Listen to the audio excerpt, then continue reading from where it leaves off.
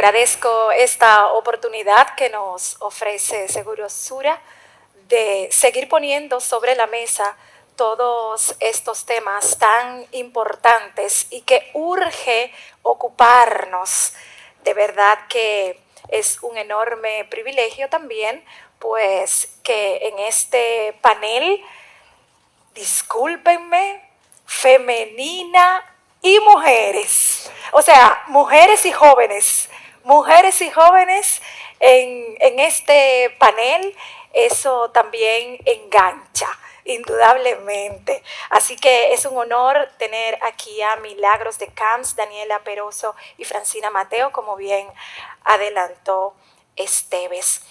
Tenemos en primer lugar una presentación de dos de nuestras panelistas y luego vamos a interactuar con algunas inquietudes, incluyendo las del público. Por tanto, les recordamos que a través de ese código QR ustedes pueden ir expresándose y aquí vamos entonces a plantear esas preguntas a nuestras panelistas. Así que va a iniciar con su presentación Daniela Peroso, coordinadora de iniciativas de fortalecimiento para el desarrollo del PNUD. Adelante. Muy buen día a todos y todas. Daniela Peroso, en representación del Programa de Naciones Unidas para el Desarrollo. Realmente va a ser súper breve porque entiendo que el panel creo que es un tema muy interesante que vamos a estar dialogando, pero de manera introductoria, desde nuestra organización, quisiera iniciar presentando nuestro plan estratégico como agencia de desarrollo. La oferta de desarrollo y el Programa de Naciones Unidas está muy vinculada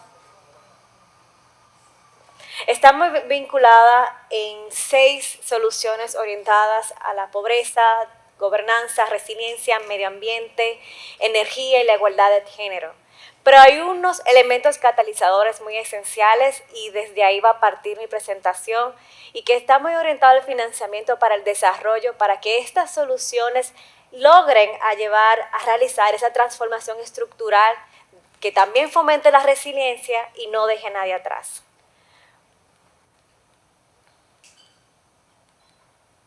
Entonces, partiendo de una panorama de manera general en aspectos de financiamiento para el desarrollo para la acción climática, la brecha de financiamiento en adaptación, de acuerdo a un estudio publicado por el PNUD en el 2023, representó para pequeños estados insulares en desarrollo como la República Dominicana de hasta un 3% de su Producto Interno Bruto. No es que se necesite de un 3%, de un 5%, un 10% para poder financiar la acción climática en temas de adaptación, pero simplemente refleja esa brecha de financiamiento que estados en desarrollo, países menos desarrollados, estados insulares, necesitan para llevar a cabo esas iniciativas. Y esta brecha de financiamiento, si lo colocamos en números más duros, para esa estimación en cálculos del 2021 representó de hasta 366 billones de dólares. Pero si lo vemos de una perspectiva más sectorial, ¿de dónde surgen esas necesidades de financiamiento para el desarrollo? Y hay 3 sectores muy esenciales en el caso de Latinoamérica y el Caribe, y es todos los temas relacionados a agricultura, infraestructura y aspectos relacionados a la protección y tema de biodiversidad.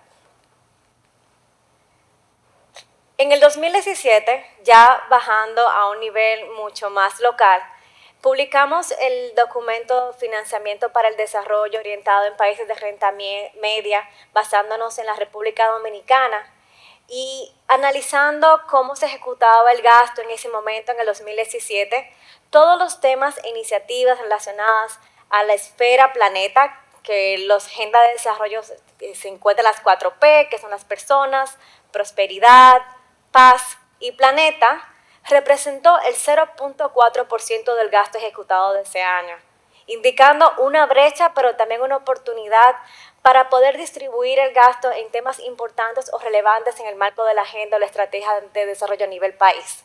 Actualmente no estamos actualizando esos datos, así que le dejaremos saber cuál es la posición actual de la República Dominicana en una era pospandémica.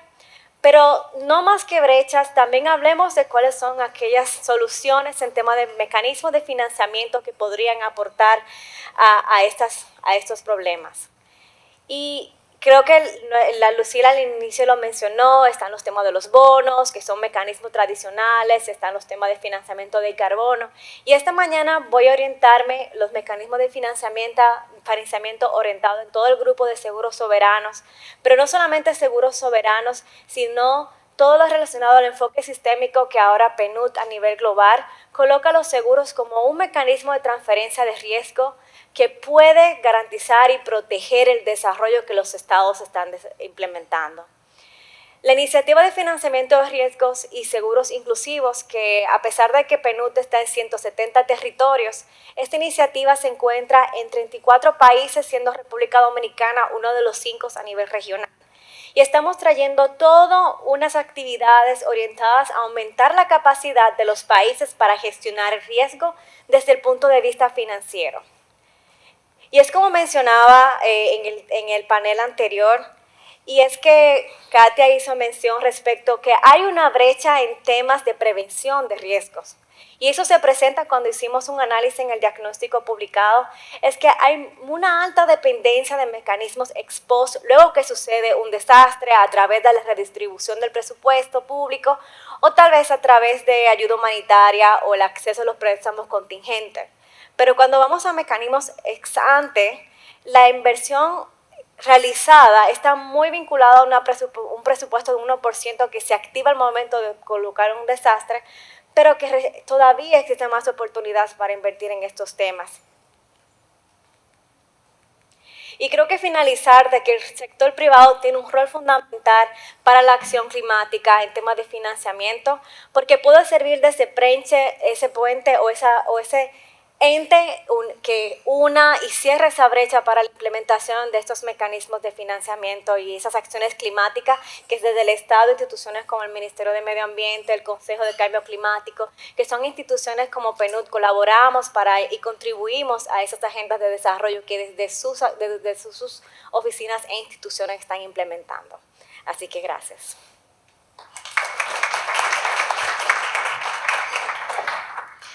Muchísimas gracias, Daniela, por compartirnos estas informaciones. Entonces vamos a pasar a Francina Mateo, del Consejo Nacional para el Cambio Climático, representando al gobierno dominicano. Adelante. ¿Se escucha? Ok. Primero que nada, agradecer a Seguros Sura por invitarnos. Todavía no se está viendo la presentación.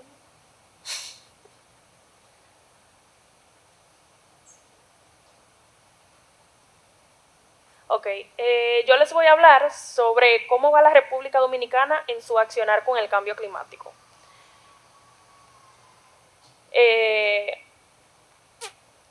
Primero que nada, comenzar con lo que es la acción climática. En esto se destacan dos conceptos principales, que son la adaptación y la mitigación. Para definir la adaptación, debemos decir que consiste en aumentar la capacidad de resiliencia y la respuesta. Cuando nos referimos a mitigación, hablamos de reducir los gases de efecto invernadero. Como estrategia de cambio climático en nuestro país, pues debemos hablar primero de la Convención Marco de las Naciones Unidas sobre el cambio climático. Esta refuerza la conciencia pública a escala mundial de los problemas del cambio climático. Debemos también mencionar el Protocolo de Kioto, Protocolo de la Convención y Acuerdo Internacional para la Reducción de Emisiones de Gases de Efecto Invernadero que causan el calentamiento global. Tenemos también el Acuerdo de París, que consiste en mantener el aumento de la temperatura media global por debajo de los 2 grados Celsius, limitando este aumento a 1.5 grados. Dentro de los logros que pudo obtener República Dominicana durante su última conferencia de las partes, tenemos que será beneficiado por fondos de pérdidas y daños. También es parte del programa acelerador de transición energética de Estados Unidos. Además, firmó un acuerdo con la Coalición para el Desarrollo de Infraestructuras Resilientes al Cambio Climático para lograr edificaciones más resilientes ante el cambio climático. Tenemos también que se adhirió a la coalición para impulsar la superación del carbón. Además, firmó un acuerdo con el gobierno de los Países Bajos para transformar todo el sistema vehicular, comenzando por los autobuses y camiones. Finalizando, se adhirió a la Alianza Internacional para la Circularidad de la Agroindustria de la Caña de Azúcar resiliente y baja en emisiones de carbono.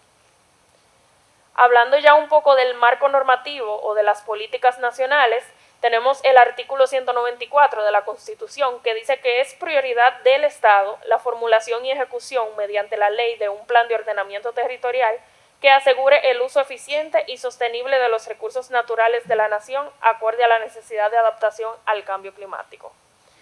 Vemos también el cuarto eje de la Estrategia Nacional de Desarrollo del 2030, que dice que una sociedad con cultura de producción y consumo sostenible que gestiona con equidad y eficacia los riesgos y protección del medio ambiente y los recursos naturales y promueve una adecuada adaptación al cambio climático.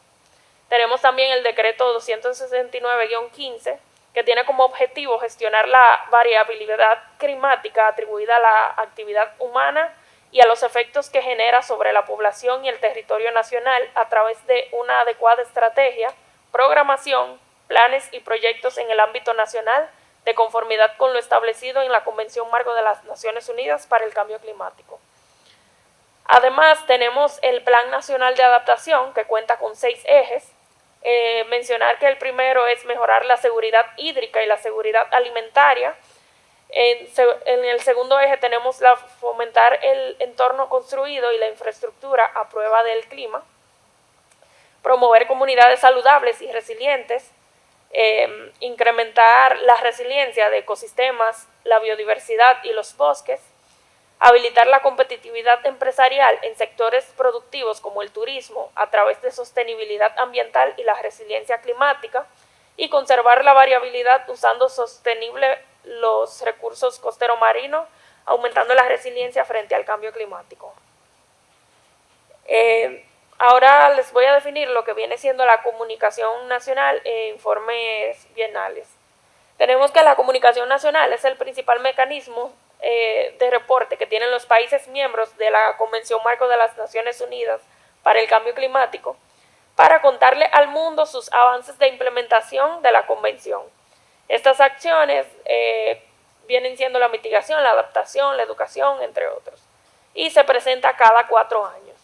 Tenemos también los informes bienales de actualización, que son informes conocidos como BUR, ahora sustituidos por los BTR, y se realizan cada 2 años y contienen la actualización de los inventarios de gases de efecto invernadero. Hablando ya de la contribución nacionalmente determinada, podemos decir que es el compromiso de reducción de emisiones de gases de efecto invernadero e incremento de resiliencia climática y análisis del estado actual de la adaptación. Actualmente se está trabajando en su actualización para ser presentada más tardar en febrero del 2025 y a partir del 2030 será actualizada cada 10 años. Cuando hablamos de adaptación tenemos varios sectores como son la seguridad hídrica y el sector de seguridad alimentaria, el sector de ciudades climáticamente resilientes, el sector salud, turismo, recursos costeros marinos y ecosistemas, biodiversidad y bosques. Ya cuando nos referimos a mitigación, tenemos que mencionar la energía, el uso de productos y procesos industriales, que viene siendo el IPU, la agricultura, silvicultura y otros usos de tierra, que es AFOLU, y los desechos. Además de eso, contamos también con la gestión de riesgo, el financiamiento climático de pérdidas y daños y la creación de capacitación con elementos transversales como son género, juventud, el rol de ciudades, derechos humanos y la transición justa. Hasta aquí mi presentación. Si tienen alguna pregunta, aquí les dejo mi correo también en caso de que no pueda ser respondida durante el panel. Muchísimas gracias, Francina Mateo, por esta interesante intervención. Y queremos entonces escuchar los planteamientos de la viceministra Milagros de Camps, por favor. Gracias y muchas gracias a Sura por la invitación a este panel tan interesante el día de hoy. Yo quería hacer una breve introducción antes de entrar en lo que van a ser las preguntas del panel, la moderación del panel como tal. Como todos sabemos, y fue un tema que se discutió anteriormente, la influencia humana ha provocado la variabilidad y la aceleración del cambio climático, porque el cambio climático es un proceso natural, pero la intervención humana ha hecho que este proceso se haya acelerado a una velocidad de lo que los ecosistemas y nuestros sistemas también humanos no han podido adaptarse, y eso es lo que se conoce comúnmente como el cambio climático. Y se proyecta que el cambio climático va a tener un impacto diferenciado dependiendo de las regiones. Cuando vemos la variabilidad en el clima y las proyecciones climáticas que se hacen a nivel global, vemos que en el Ecuador es donde más se va a sentir el impacto del cambio climático. La expresión de este impacto del cambio climático se da de diferentes formas, ya sea por aumento de calor, ya sea por el aumento de los eventos hidrometeorológicos extremos, extensos periodos de sequía, pero también inundaciones repentinas, entre otros. Y la región del Caribe y los pequeños estados insulares particularmente tienen grandes retos. Mencionaron en los paneles anteriores los eventos que habían pasado en noviembre del 2022, 2023, pero también algunos otros eventos hidrometeorológicos que han impactado a la República Dominicana, y yo solamente quería mencionar algunos de los impactos que se prevén, que se proyectan, que se van a sentir en la República Dominicana. Aproximadamente el cambio climático está costando a la República Dominicana anualmente entre un 0.7 y un 1.8% de su Producto Interno Bruto. Se proyecta que al 2030 el impacto va a ser de un 4.8% del Producto Interno Bruto. Eso es un número muy grande. El aumento de la temperatura media anual se proyecta que va a ser de 2.5 grados Celsius para mediados de siglo. Mediados de siglo son 25, 27 años, tampoco es que está tan lejos, porque lo que quiero presentarles a ustedes es que ya el clima está cambiando, ya tenemos un aumento de la temperatura en la República Dominicana superior al grado, que es lo que se proyecta en la región, y ya nosotros lo sobrepasamos. Va a haber una disminución de la precipitación de hasta un 35%, esto impacta nuestra seguridad alimentaria, pero además un aumento del nivel del mar de aproximadamente medio metro y hasta una pérdida de un 10% de las costas de la República Dominicana de aquí hasta el final de siglo. Y somos el 10º país en el mundo con mayores pérdidas por eventos hidrometeorológicos extremos. Y para mencionar en un dato económico, el 23% de la cartera de crédito de los bancos y de las sociedades comerciales está altamente expuesto a los eventos hidrometeorológicos extremos provocados por el cambio climático. Hay una frase que estuvimos hablando en la reciente convención de los pequeños estados insulares que se celebró hace unas semanas en Antigua, y es que un país que no es asegurable, un país donde sus actividades comerciales no se pueden asegurar, es un país donde no se puede invertir. Entonces, es algo que tenemos que atender. ¿Qué estamos haciendo desde el sector público? Y aquí retomo la conversación de Yulisa, que estaba hablando del rol del sector público y del sector privado. El sector público tiene un rol principal de crear un ambiente habilitador para facilitar precisamente que las industrias, el sector privado, que tiene un alto impacto en las emisiones de gases de efecto invernadero, pero que también tiene que aprender a que sus actividades sean más amigables con el medio ambiente, pues crea ese entorno habilitador en cuanto a políticas públicas, en cuanto a habilitación de instrumentos financieros nuevos que van a canalizar mayor financiamiento o a redireccionar financiamiento existente. Pero yo quiero hablar también de lo que es la educación. La educación es algo que también se está trabajando, y aquí voy un poco a el cambio de cultura que hay que provocar en todos nuestros países, no solamente en la República Dominicana, porque el cambio climático es el gran problema global colectivo, y tuvimos un ejemplo de un problema colectivo que fue el COVID recientemente, pero el cambio climático es un problema mucho más grande, que viene a provocar impactos que son difíciles de medir, que aunque uno haga estas proyecciones, cuando llega a la realidad es que es mucho mayor los impactos de los que se proyectaron, y eso es la evidencia que hemos tenido en los últimos años.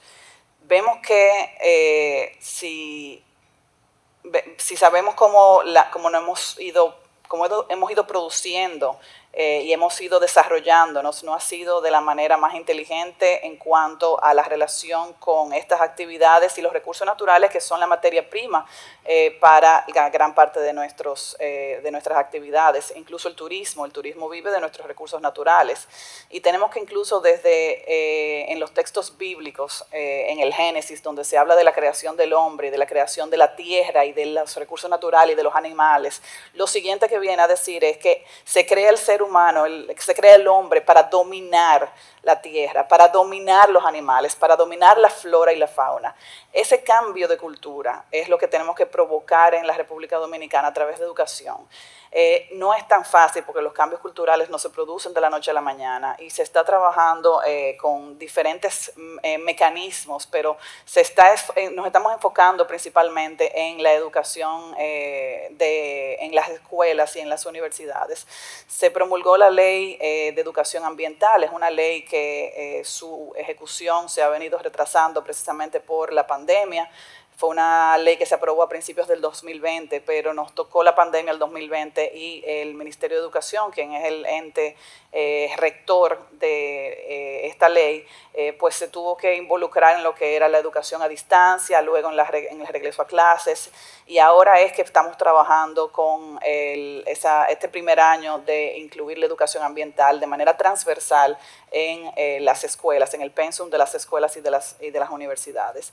Y dentro de las actividades que hemos ido desarrollando ya un poquito que no son relacionadas a la educación como tal, que sigue siendo una prioridad, y el ministro lo menciona en cada intervención que tiene, que lo que tenemos que tratar es de enseñarle a cada dominicano a tener el policía por dentro, porque no tenemos capacidad de estarle cayendo atrás a todos para decirle, no puede botar la basura aquí, tiene que reciclar, tiene que sus actividades sean menos impactantes al medio ambiente. No es una tarea sencilla. Entonces tenemos que hacer que cada persona, cada ciudadano tenga la conciencia de que tiene que tener una mayor responsabilidad tanto con sus actividades personales, pero también con el gran colectivo. Y hemos ido trabajando con diferentes estrategias desde el sector público. Hemos ido apoyando desde el ministerio con 50 proyectos de cooperación internacional que se han ido ejecutando, de los cuales ya hay 22 que han finalizado con un monto de aproximadamente $701 millones que andan ejecutándose en diferentes áreas, en diferentes sectores, ya sea agricultura, turismo, la gestión integral del sargazo, gestión integral de los residuos sólidos, entre otras áreas. Se está trabajando también con proyectos específicamente para ayudar al sector agrícola a que sea más resiliente, pero también para que aprenda a que sus prácticas tengan un menor impacto. Y es precisamente lo que se mencionaba anteriormente de la agricultura climáticamente inteligente, que Patricia lo mencionó. Estamos trabajando con diferentes zonas, tanto en el Yaque del Sur como en el Yuna. Estamos enfocándonos en diferentes productos agrícolas como es el arroz, el banano, el cacao, para aumentar la resiliencia en estos sectores y ayudarnos a adaptarnos a los efectos que ya están sintiéndose del cambio climático en estos sectores.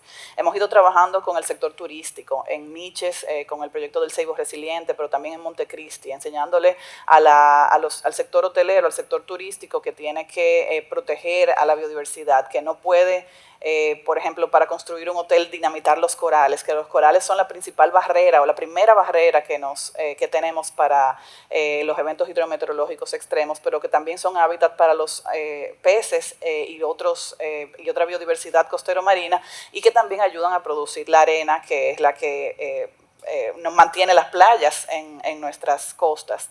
Hemos ido trabajando con sistemas de monitoreo en ecosistemas altamente vulnerables, con la gestión integral de residuos sólidos, y aquí menciono la del Gran Santo Domingo. Nosotros actualmente tenemos el vertedero más grande en toda Latinoamérica.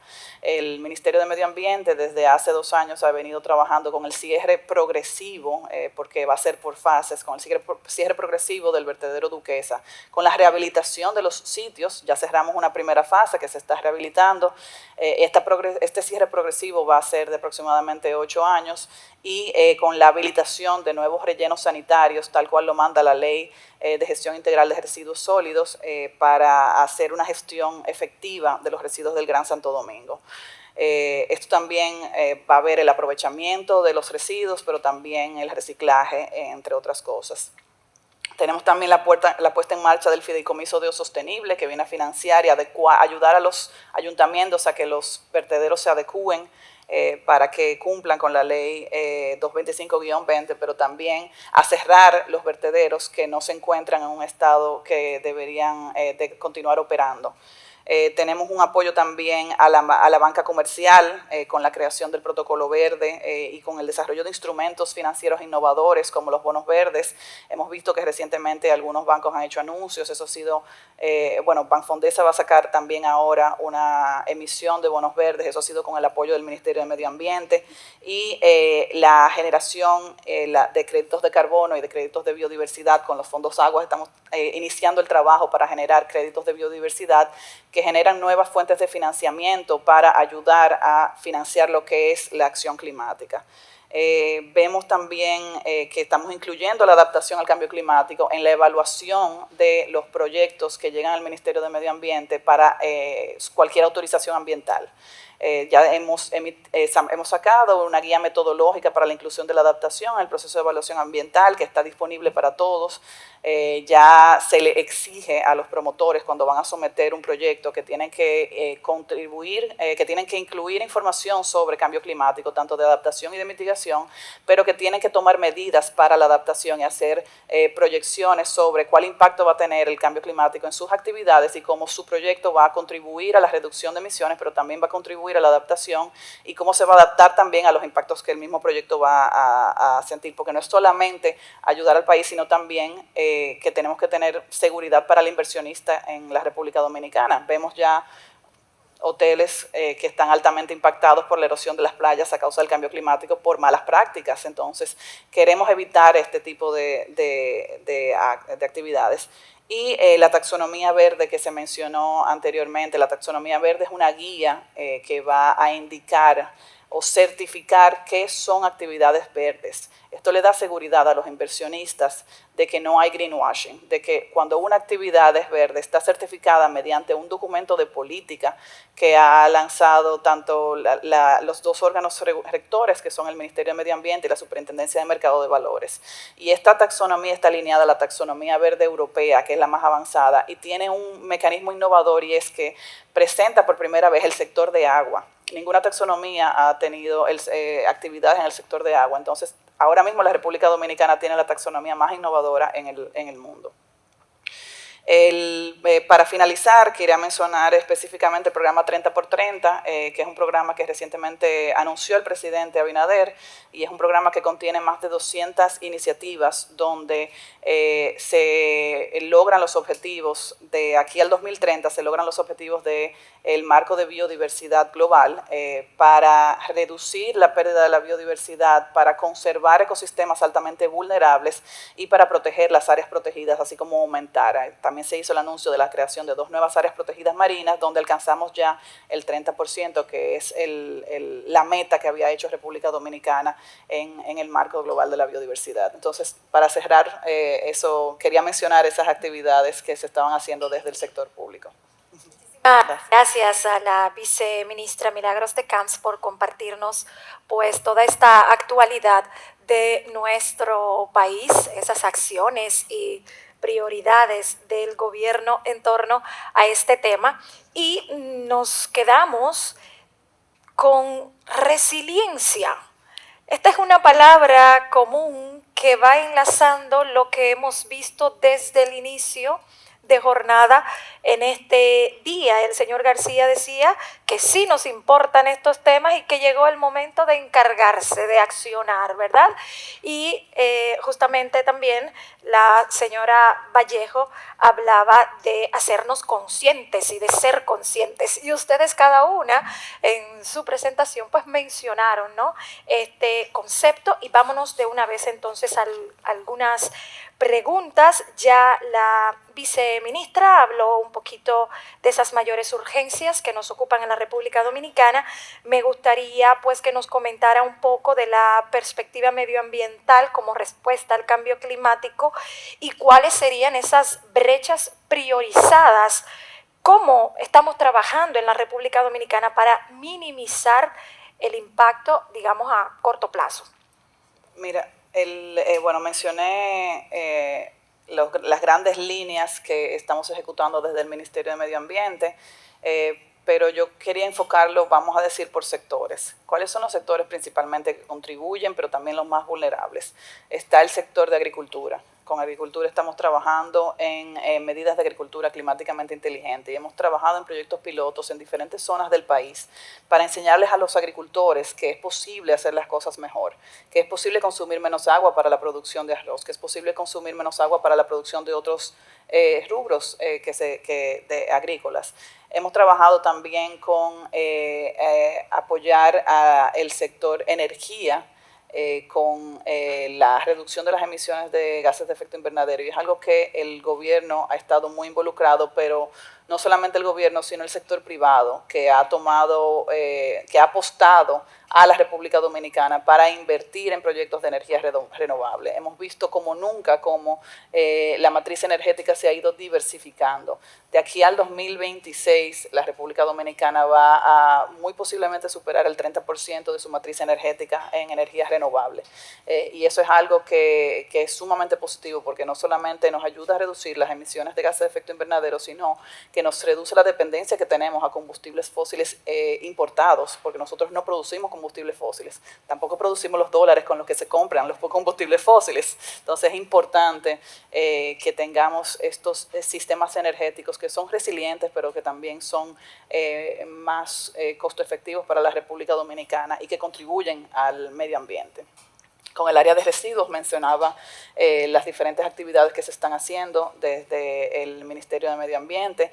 También vemos un alto interés del sector privado que está invirtiendo en la creación de nuevos rellenos sanitarios en diferentes puntos estratégicos del país, con el apoyo tanto del Ministerio de Medio Ambiente, con la emisión de diferentes políticas y con la creación del ambiente habilitador y el apoyo en diferentes áreas, pero también con el apoyo financiero del Fideicomiso de Sostenible, que está apoyando también a la creación de esos nuevos vertederos, pero también al cierre de algunos y a la adecuación de otros. Si vemos también con el trabajo que se está haciendo en las industrias, estamos desde el Ministerio tratando de fomentar prácticas más sostenibles. Nosotros tenemos diferentes incentivos mediante el premio de la producción más limpia, pero también hemos sacado diferentes guías para que el sector industrial pueda aprender a hacer las cosas mejor. Y es algo que vamos a continuar haciendo, pero aquí quería mencionar el rol que tiene el sector privado en estas actividades. Si bien es cierto que el sector público tiene un rol importante, para mí, que vengo del sector privado y que siempre he trabajado en el sector privado, veo que el sector privado es el que tiene la responsabilidad mayor. Cuando he participado en diferentes ponencias en otros países, se ha puesto un número a qué responsabilidad en cuanto a actividades tiene tanto el sector público como el sector privado. Y se dice que el sector público tiene un 30% de la responsabilidad, pero que el sector privado tiene aproximadamente un 70% de la responsabilidad, porque es quien mueve la economía, es quien tiene que adecuar sus actividades, pero también mediante la producción y generación de recursos, de nuevas tecnologías, de recursos humanos también, no solamente recursos económicos, entre otros. Entonces, en resumen, conectando con la introducción que hice, eso principalmente a corto y mediano plazo. Más gracias. Nos da esperanzas y pensamos que estamos bien encaminados. Francina, me encantaría saber un poco cómo ha evolucionado, cómo ha ido adaptándose, cambiando República Dominicana desde la participación en la pasada convención de la COP28 realizada el año pasado. ¿Cómo estamos de ayer a hoy? Bueno, ¿se escucha? Ok. Un poco de no repetir lo que ya mencioné durante la presentación. Algo que se está trabajando es en la transición de los autobuses, que está teniendo una transición a que sean energéticos, o bien decir eléctricos. Eso es por poner un ejemplo, pero además tenemos el fondo de pérdidas y daños, entre otros. Gracias. Y queremos pues que Daniela nos comente un poco, además de esas buenas prácticas que ha realizado el PNUD, de las cuales nos habló un poco, ¿cómo es que el cambio climático afecta más a las poblaciones pobres? ¿Por qué sucede esto? Y en ese mismo orden, justamente estas poblaciones son las menos enteradas, bien informadas en torno al cambio climático. Entonces, ¿cómo sensibilizarles, concientizarles si el PNUD pues tiene alguna iniciativa, ha impulsado en este sentido alguna campaña? Cuéntanos un poquito, por favor.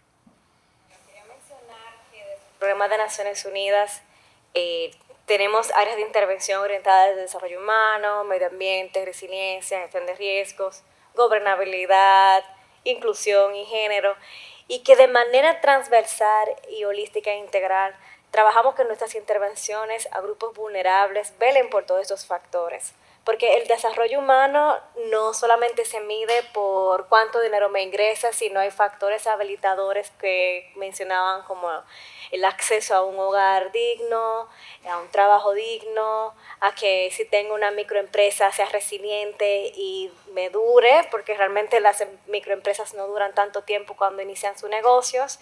Y cuando nosotros trabajamos todos estos temas de vulnerabilidad, aportamos al Sistema Único de Beneficiarios con crear el Índice de Vulnerabilidad ante Choques Climáticos con el SUBEN.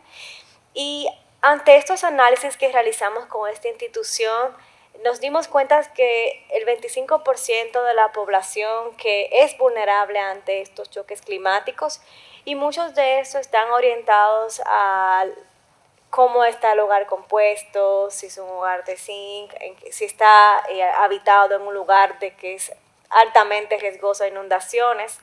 Y con todo el tema, no solamente la población vulnerable, y creo que salgo un poco de lo que mencionaba Milagros respecto a la agricultura, es que la semana pasada tuve una reunión de muy interesante, sí, vamos a crear herramientas y mecanismos para que el agricultor pueda tener un ciclo de vida de su producto que no sea afectado por los efectos de lluvia o sequía o los excesos de viento, sino que también hay un componente de adaptación que permite que esas inversiones que el sector agro realice realmente sea sostenible y que los inversionistas realmente puedan seguir invirtiendo en el sector. Pero ¿qué pasa si ya a nivel de datos y medición yo sé que esa zona es altamente vulnerable a inundaciones y no realizo ninguna opción para poder mitigar el riesgo? Entonces eso nos resulta un poco favorable.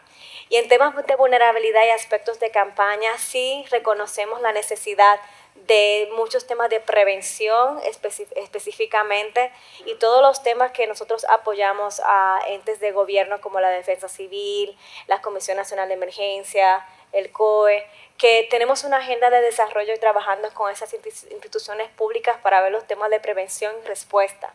Pero sí nos hemos dado cuenta que la mayor inversión debería ir en prevención, porque cuando sucede un desastre tenemos que atender al desastre como sucede el desastre. Pero si cuando podemos tener una mirada de desarrollo de planes territoriales que garanticen que las poblaciones no sean vulnerables, entonces ese sería un buen punto de partida.